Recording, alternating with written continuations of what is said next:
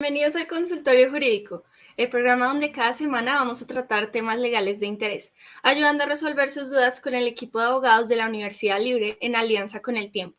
Este día nos acompaña la doctora Diana Paola Trujillo León, abogada experta, quien hoy va a solucionar todas sus dudas sobre la adopción y cómo recuperar un menor del ICBF. Doctora Trujillo, bienvenida al Consultorio Jurídico. Un gusto saludarla. Muchas gracias, Violeta. Un saludo para ti y para todos los que están dentro de esta edición. Si desean participar de este programa, lo pueden hacer enviando sus preguntas a través de las redes sociales del Tiempo, Facebook y YouTube, y con ayuda de la doctora Trujillo resolveremos sus dudas en vivo. Para empezar el tema, doctora, ¿qué requisitos se necesitan para adoptar un niño? Bueno, Violeta, lo primero que se debe saber es que la adopción, perdóname, definida por el Código de Infancia y Adolescencia en su artículo 61, es principalmente y por excelencia una medida de protección a través del cual, bajo la suprema vigilancia del Estado, se establece de manera irrevocable una relación paterno-filial entre personas que no la tienen por naturaleza. Así las cosas, la misma Ley de Infancia y Adolescencia determina que es a través del Instituto Colombiano de Bienestar Familiar o de las autoridades determinadas por ese instituto que se podrán desarrollar programas de adopción. Puede solicitarse este derecho de adopción a aquella persona que, siendo capaz, haya cumplido 25 años de edad, que tenga al menos 15 años más que el adoptable y que garantice una idoneidad física, mental, moral, emocional, social suficiente para suministrar una familia adecuada y estable a ese niño, niña o adolescente sujeto de adopción. Estas mismas calidades se exigirán a quienes adopten conjuntamente a una pareja. En este caso, podemos decir que pueden adoptar aquellas personas solteras que tengan cumplidos los 25 años, aquellos cónyuges o compañeros permanentes que convivan conjuntamente y que demuestren una convivencia ininterrumpida por lo menos 2 años. El cónyuge o compañero de la otra persona que tiene un hijo también lo puede adoptar, que demuestre esa convivencia por lo menos 2 años, las parejas homoparentales y cualquier colombiano o extranjero. De igual manera, también es viable destacar que hay unos rangos de edad estipulados para la adopción de esos niños, niñas y adolescentes, dentro de los cuales podemos hablar de unas características o necesidades especiales y que se encuentran determinados de 0 a 5 años y de 6 a 9 años. Cuando son los niños, niñas o adolescentes de 0 a 5 años, es decir, de 0 a 71 meses, la edad del solicitante debe ser de 25 años a 50 años. Cuando estamos hablando de niños, niñas y adolescentes de 6 a 9 años, la edad de los solicitantes debe ser de 51 a 54 años. Estos rangos de edad enunciados siempre aplican para cuando es el caso de solicitantes en pareja y que se encuentren en ese rango de edad al momento del otorgamiento de idoneidad como de asignación. Cuando cada solicitante se encuentra en uno de los rangos establecidos o incluso cuando uno de los solicitantes se encuentra por fuera de esos rangos establecidos, la diferencia de los 45 años se tomará con relación al mayor de ellos, tanto para la preselección en el Instituto Colombiano de Bienestar Familiar como para la asignación judicial.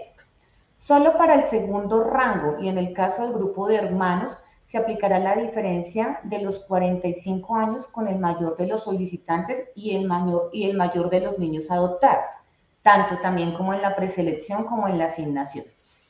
La preparación, la evaluación y la preselección para los solicitantes, ya sean solteros o como pareja, a partir de los 55 años debe estar enfocado a niños, niñas y adolescentes a partir de los 10 años de edad. Y cuando las solicitudes van encaminadas a niños, niñas y adolescentes con características y necesidades especiales, la diferencia de edad entre el niño y la familia adoptiva podrá tener una flexibilización hasta de 50 años, teniendo en cuenta los criterios técnicos de preselección y de asignación que no pueden ser contrarios al interés superior del niño y deben ser consignados debidamente y sustentados en el acta de asignación. Muy bien, doctora Trujillo. ¿Actualmente existe alguna diferencia entre adopción plena y adopción simple? Bueno, anteriormente esa concepción se recogía en el Código Civil, en el artículo 50, donde se generaba un parentesco civil entre el adoptante, el adoptivo y el cónyuge, y no pasaba de las respectivas personas. Más tarde la ley quinta del 75 distinguió entre la adopción simple y la adopción plena. Actualmente, como nosotros lo tenemos contemplado en el Código del Menor, en el artículo 98, no existe, y se limitó ese artículo 103, donde existía esa diferencia entre adopción simple y adopción plena, eliminando la adopción simple y simplemente se deja la plena, donde el adoptivo deja de pertenecer a su familia y se extingue todo parentesco de consanguinidad. Incluso se elimina el tema del impedimento matrimonial contemplado en el artículo 140 del Código Civil y solamente queda determinada la adopción plena. Doctora, por la misma línea, ¿qué derechos tiene un menor adoptado? Bueno, nuestra ley de infancia y adolescencia establece en el artículo 64 los derechos que pueden tener los niños, niñas y adolescentes adoptados. Sin embargo, es necesario tener en cuenta que desde la Constitución Política, el artículo 13 y el artículo 42, el menor directamente adoptado tiene que tener igualdad de condiciones frente a los hijos legítimos y extramatrimoniales. Es decir, en materia sucesoral, en materia de cualquier conflicto que haya a nivel familiar, los niños adoptados van a tener los mismos derechos y obligaciones. Asimismo, constitucionalmente el artículo 42 establece que los hijos habidos dentro del matrimonio fuera de él, adoptados o procreados naturalmente o con asistencia científica, tienen iguales derechos y obligaciones. Esto se da no solamente para los hijos adoptados, sino también aquellos que hacen parte de rituales científicos, como el tema de una inseminación artificial, por ejemplo, o lo que es el tema del alquiler de bienes.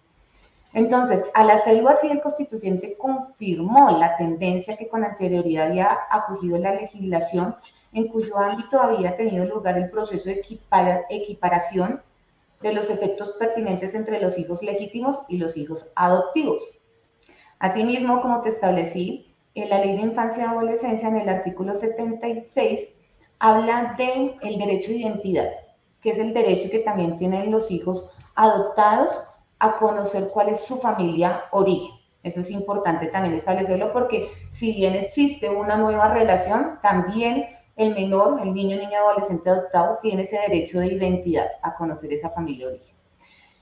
Entonces, el artículo 64 también define que el adoptante y el adoptivo adquieren por adopción los derechos y obligaciones del padre, madre e hijo.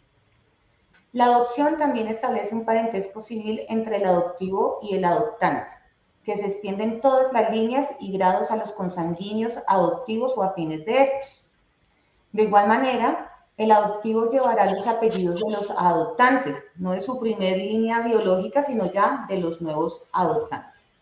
En cuanto al nombre, solamente podrá ser modificado cuando el menor sobrepase los 3 años o consienta en ello y el juez encontrará justificadas las razones de su cambio.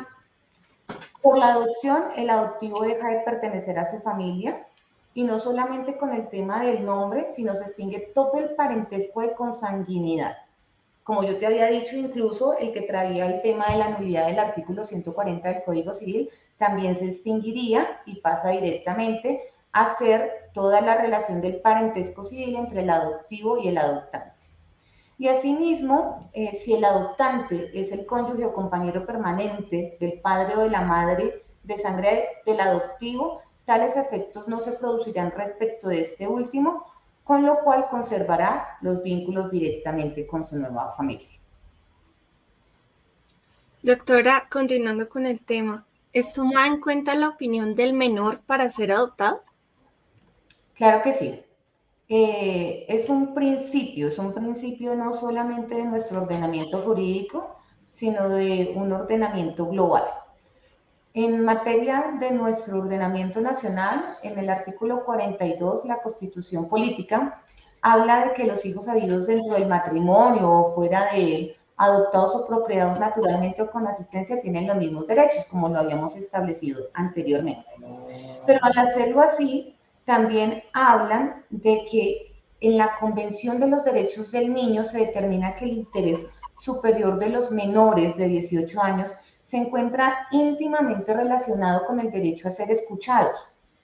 Y en concordancia con ese artículo número 12, numeral 2, el Código de Infancia y Adolescencia en su artículo 26 reconoce el derecho al debido proceso en los términos en que en toda actuación administrativa, judicial o de cualquier otra naturaleza en que estén involucrados los niños, niñas y adolescentes, tendrán el derecho a ser escuchados y sus opiniones deberán ser tenidas en cuenta. Es bueno establecer, Violeta, que existe en la adopción un trámite inicialmente administrativo, otro judicial y después de seguimiento, y en todas las etapas, en virtud de esa convención y de la Constitución Nacional, el niño tiene derecho a ser escuchado y tendrá prevalencia del interés superior del niño. Para aclarar, doctora, ¿es posible recuperar a un niño que esté en el ICBF o en un programa de acogida temporal? Claro que sí. El niño, en virtud del principio de unidad familiar, todas las autoridades públicas competentes tienen un deber general de abstención. Es decir, en virtud de ese deber general de abstención, existe la prohibición de adopción bajo medidas infundadas e irrazonables de restablecimientos de derechos. Así, desde el primer momento en que el niño se encuentra a disposición de la autoridad administrativa, el Estado debe implementar acciones positivas dirigidas a mantener y a preservar esa unidad familiar, implementando programas de apoyo para las mismas. Si no son viables esas medidas o esas acciones positivas a mantener y preservar esa unidad familiar, si vamos con el tema directamente de adopción. Mientras tanto, siempre tener ese principio de unidad familiar. Asimismo, doctora, ¿qué acciones legales se pueden hacer para recuperar al menor? Primero, en el trámite administrativo se deben allegar las pruebas, evidencias e interponer los recursos de ley. Es viable en algunos casos solicitar nulidad por irregularidades al interior del proceso, sea dentro del proceso administrativo, del proceso judicial y recursos de ley pertinentes.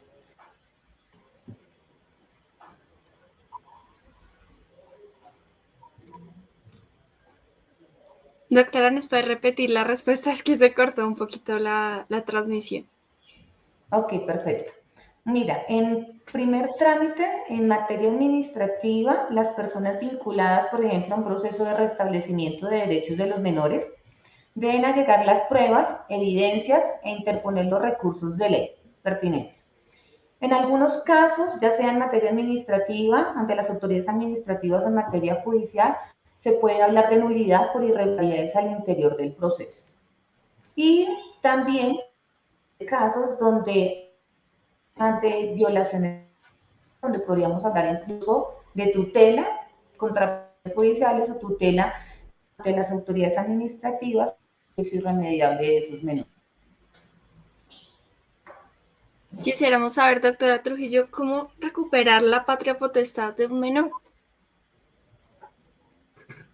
Bueno, Violeta, esto salió un poquito de lo que estamos hablando frente al tema de adoptabilidad. Y lo primero que toca dejar claro de pronto a las personas que no están dentro del ámbito jurídico es que es diferente hablar de unas figuras jurídicas como es la patria potestad y la custodia. Son figuras jurídicas totalmente diferentes. La patria potestad nosotros la debemos entender como el conjunto de derechos y obligaciones que la ley otorga a los padres, sobre todo a los hijos, para facilitar el cumplimiento de los deberes que la ley les impone, como la protección del niño, su desarrollo íntegro, su representación, autorizaciones, promoción, entre otros. Por lo que este derecho es de orden público, obligatorio, irrenunciable, personal, intransferible e indisponible. A diferencia de la patria potestad, la custodia hace referencia al cuidado, a la tenencia de los hijos por parte de sus padres, es decir, existe esta figura cuando por motivos de la separación de la pareja o cuando existe terminación de un matrimonio, los padres concilian, negocian o pelean periodos de tenencia o cuidado de los menores. Estos periodos de tenencia pueden ser en cabeza de uno de los dos padres o de alguna de las personas de su núcleo familiar. Podemos estar hablando de la madre de uno de ellos, de la tía, del abuelo, del entorno también social o incluso institucional, como pasa en muchos casos con el ICDF. Entonces, bajo la naturaleza de la patria potestad, la única forma de perderla, quitarla o suspenderla es a través de un juez de familia, bajo unas causales expresamente estipuladas en nuestro ordenamiento jurídico, en nuestro Código Civil, en el artículo 310 y en el 315. Se podrá suspender, de conformidad con el 310 del Código Civil, la patria potestad temporalmente por una mala administración de los bienes de un hijo o por periodos de larga ausencia de uno de los padres. Mientras que se puede presentar una pérdida de la patria potestad ya por casos más graves determinados en el 315 del Código Civil, como es el estado de depravación, la condena privativa de la libertad de uno de los padres por un periodo superior a un año, o por delitos graves en el que el niño, niña o adolescente haya cometido ese delito con permiso de uno de los padres. Así las cosas, la patria potestad solamente se puede recuperar si ésta fue suspendida temporalmente. No si es privada, solamente si fue suspendida, demostrando que se ha superado esa situación por la cual se suspendió la patria potestad. En cambio, la custodia de un menor, como es de carácter temporal, se puede recuperar en cualquier momento, a través de la conciliación, a través de un proceso judicial, demostrando que variaron las circunstancias que dieron origen a esa decisión de otorgarla a uno de los padres o a otra de las personas del entorno social, familiar o institucional. ¿Cómo son el tema de que variaron las circunstancias económicas, morales, sociales, psicológicas de los padres o de quienes ostentan este derecho? Doctora Trujillo, ¿es posible recuperar un menor después de ser adoptado? No. En este caso, en el proceso de adopción, como te comentaba anteriormente, existen tres etapas. Una etapa administrativa, una etapa judicial y una etapa de seguimiento. Cuando un juez determina que un niño, niña o adolescente es adoptado, la adopción establece un parentesco civil entre el adoptivo y el adoptante y los parientes consanguíneos o adoptivos de este. Y por ende, la misma ley 1098 del 2006, nuestro Código de Infancia y Adolescencia, expresamente consagra la irrevocabilidad de la adopción. Muy bien, doctora. Quisiéramos saber cómo reversar una adopción. Bueno, conforme al artículo 61 de la Ley de Infancia y Adolescencia, la adopción se establece de manera irrevocable, como te acabo de manifestar. Sin embargo, nuestra jurisprudencia constitucional, bajo el principio de ponderación, esquemas de ponderación, ha posibilitado la revocabilidad de la adopción aún terminada esa fase judicial. Pero esa irrevocabilidad de la adopción no es para los padres biológicos. Esa irrevocabilidad se da en aquellos casos en los cuales los niños, niñas y adolescentes se encuentran bajo circunstancias de maltrato físico, moral y abuso sexual. Así las cosas, tanto las autoridades administrativas como judiciales deberán aplicar este principio de ponderación es frente a la garantía y la protección de los derechos de los niños, niñas y adolescentes. Entonces, así las cosas y en virtud de esos principios y hablando de la supremacía del menor, solamente podríamos hablar del tema de irrevocabilidad frente al tema de un posible nuevo restablecimiento de los derechos del menor, haciendo efectivos sus derechos o determinando bajo la Convención de los Derechos del Niño, adoptado plenamente por la Asamblea General de Naciones Unidas por Colombia, el factor de ese interés superior del niño, incluso dándolo nuevamente en adoptabilidad. Doctora, ¿cuánto tiempo puede durar reversar la adopción? Bueno, el tema de reversar la adopción, primero tiene que establecerse el tema de las pruebas que se allegan dentro de ese seguimiento que se hace a esa adopción, ¿no? Lo otro es el tema de poder hablar de revocar el consentimiento de una adopción, que es diferente. Entonces, frente al tema del consentimiento, puede que uno de los padres haya dado el consentimiento para que su hijo sea adoptado, pero para que el padre dé el consentimiento para que su hijo sea adoptado debe tener plena capacidad y debe tener el pleno conocimiento, y las autoridades administrativas, tanto las administrativas como las judiciales, debe decirle cuáles son los derechos y las facultades que él está haciendo para que pueda dar a su hijo en adopción.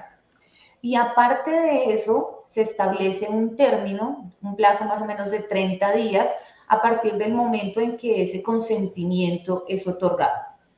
Posteriormente a esos 30 días es irrevocable siempre que haya sido no solo válido civilmente, sino idóneo constitucionalmente.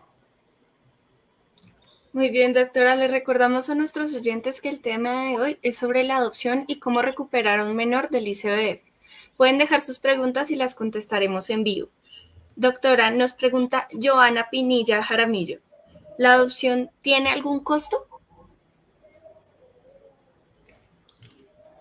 Tiene los costos frente al tema de los documentos y lineamientos administrativos que establece el Instituto Colombiano de Bienestar Familiar, como es el tema de registros civiles, como es el tema de llevar el tema psicológico, porque puede que haya un tema que dependiendo de dónde esté, si es colombiano, si son las parejas, por ejemplo, o si es la persona soltera que va a realizar ese trámite de adopción en Colombia o en el extranjero.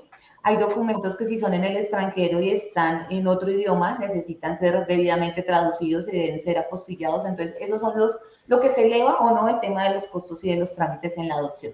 No se requiere de un abogado, entonces, por ejemplo, se evitan el tema de los costos de los abogados, pero muchas veces, si la persona quiere tener la claridad frente al tema del proceso y el seguimiento desde la autoridad administrativa, pues sí, los costos de los abogados varían, ¿no? Hay abogados que cobran menos y otros que cobran más. Muy bien, doctora, continuando con el tema. ¿Cómo es la terminación de derechos parentales? ¿En qué casos es involuntaria? Discúlpame, no escuché bien. Quisiéramos saber cómo es la terminación de los derechos parentales, en qué casos es involuntaria. Ok. Esta es referida a los casos previstos para la pérdida y suspensión de la patria potestad. Muchas veces hablan de derechos parentales, sobre todo en Estados Unidos.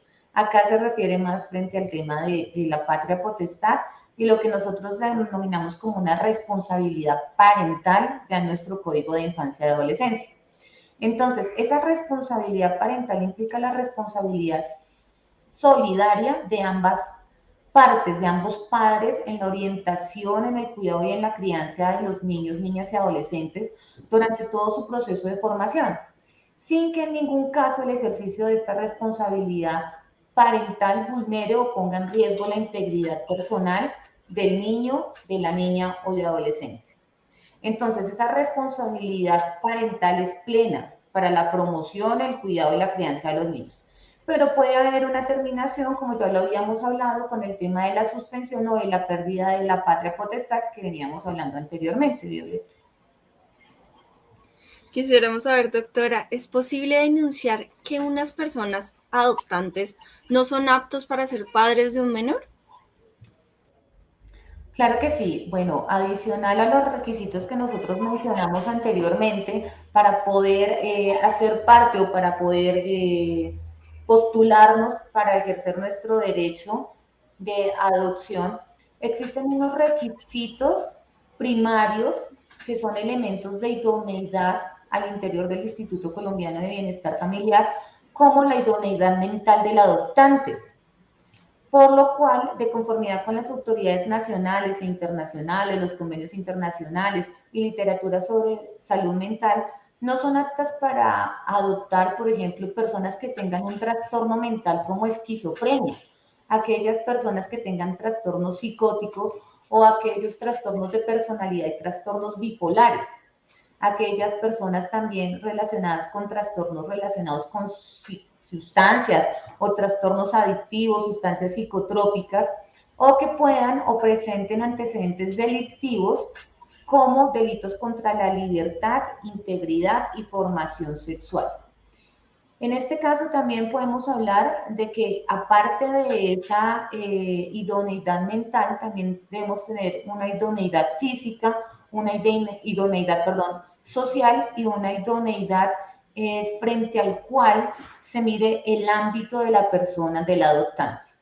Porque resulta que si la persona tiene antecedentes como son el tema de que deba alimentos a sus propios hijos, entonces pues va a adoptar a otros hijos frente a los cuales pueden existir las mismas circunstancias, o que tenga antecedentes de restricciones, o que tenga antecedentes de violencia intrafamiliar, entonces puede haber ese tema de limitaciones. Por lo tanto, es viable y es posible bajo todo ese tipo de circunstancias, no solamente los requisitos mencionados en la Ley de Infancia y Adolescencia, sino estos requisitos primarios de idoneidad frente a los cuales puede una persona decir, oiga, mire, denuncio y esta persona no es apta para poder ser viable en una adopción de un niño, niña y adolescente en Colombia. Doctora Trujillo, ¿se garantiza un proceso de seguimiento a las personas que adoptan? Sí. Como yo te mencioné, es la tercera etapa, ¿no? Es la tercera fase, frente a lo cual esta etapa se surte una vez finalizado todo el proceso administrativo de la adopción y es requisito de ley.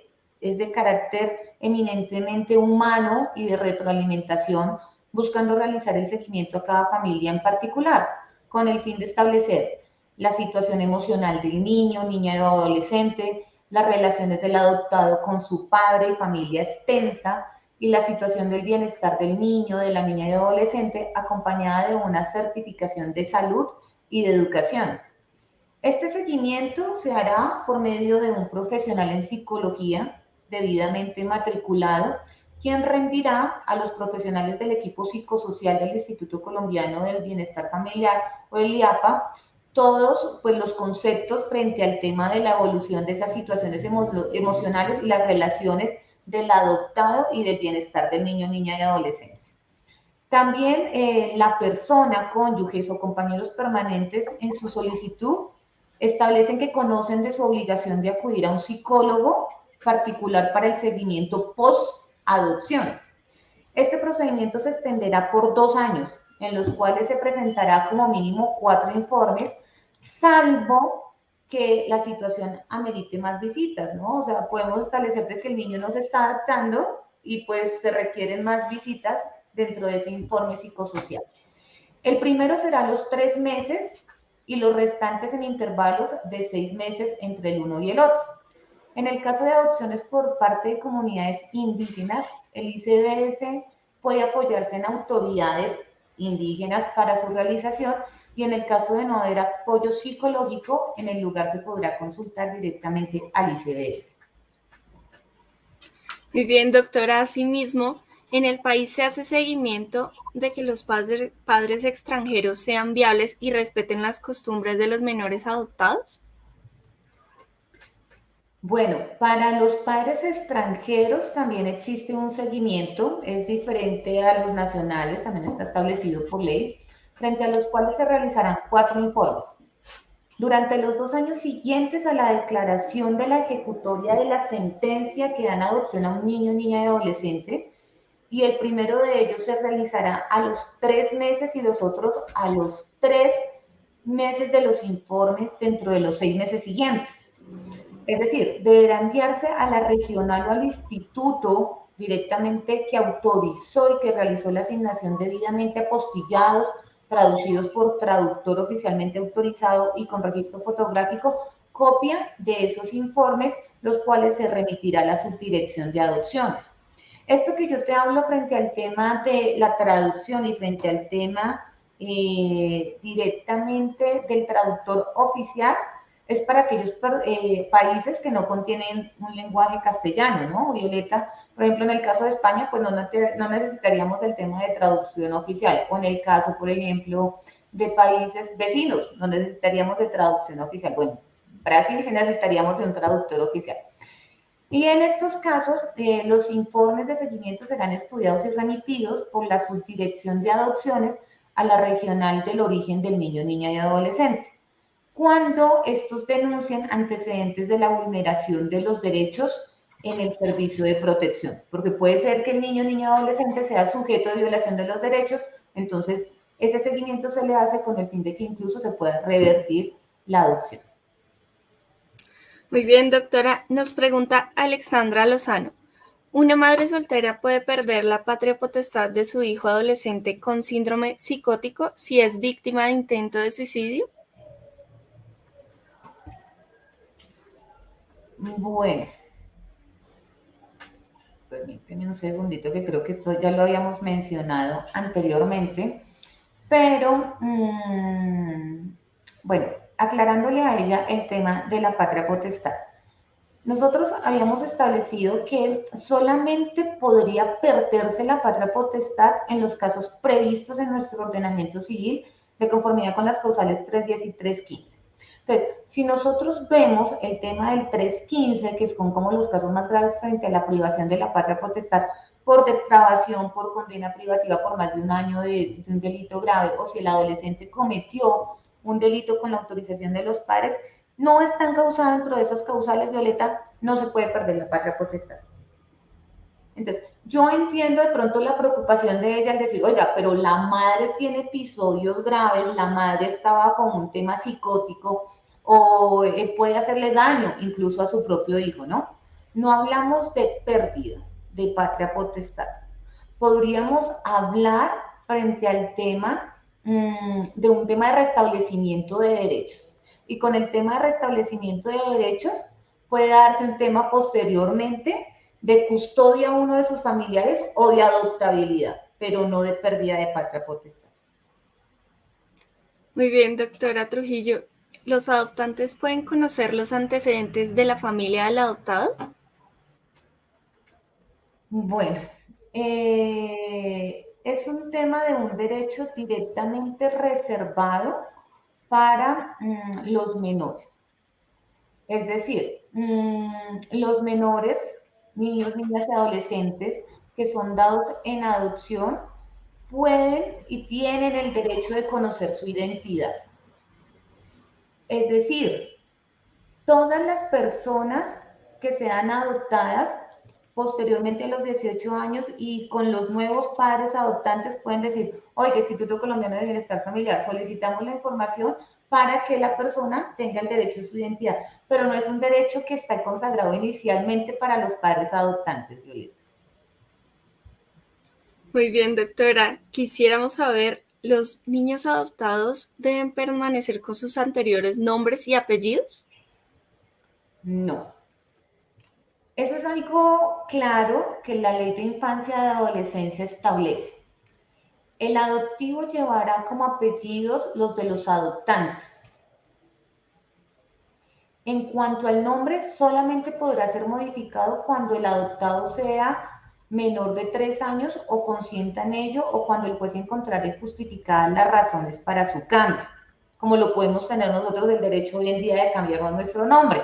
Pero inicialmente el derecho que te da el tema de la adoptabilidad y el tema de ese vínculo que se da tanto civil establecido por la Ley de Infancia y Adolescencia no permite que los niños permanezcan con sus anteriores nombres y apellidos. Muy bien, doctora, tenemos algunos mitos o verdades que queremos resolver sobre este tema. Doctora, ¿es mito o es verdad que si son varios hermanos deben ser adoptados por la misma familia? Es mito.